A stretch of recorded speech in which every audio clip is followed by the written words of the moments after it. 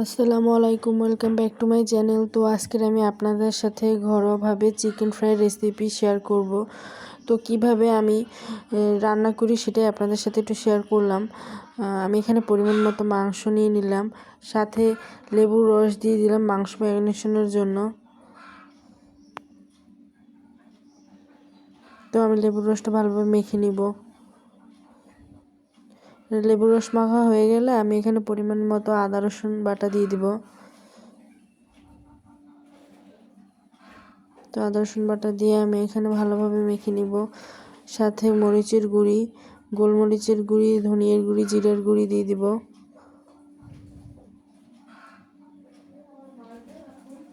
তো ভালোভাবে মেখে নিব।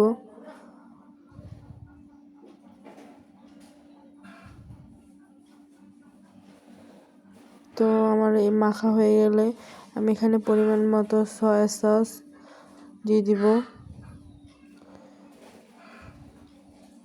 তো সাথে টমেটো সসও দিয়ে দিব।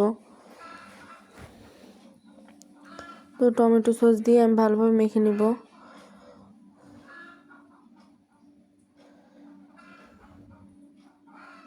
তো আমার মাখা হয়ে গেলে আমি এটা ম্যারিনেশনের জন্য রেখে দিব। তো আমি মুরগির মাংসটা কোট করার জন্য 2টো ডিম নিয়ে নিয়েছি। যেহেতু আমার মুরগির মাংসের পরিমাণ অনেক বেশি,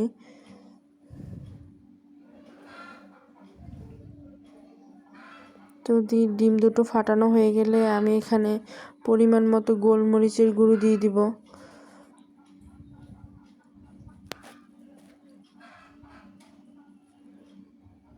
তো পরিমাণ মতো গোলমরিচের গুঁড়ো দিয়ে আমি এখানে ডিমটার সাথে ভালোভাবে মিশিয়ে নিব।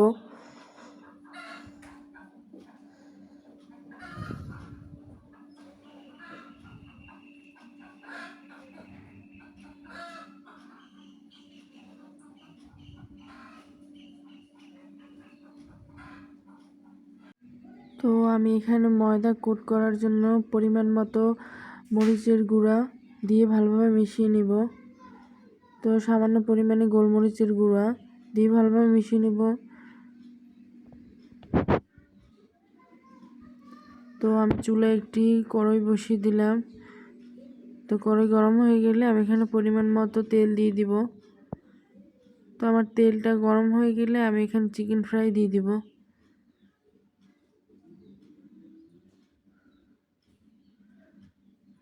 তো আমি চিকেনটা আস্তে আস্তে উল্টে পাল্টে ভেজে নিব।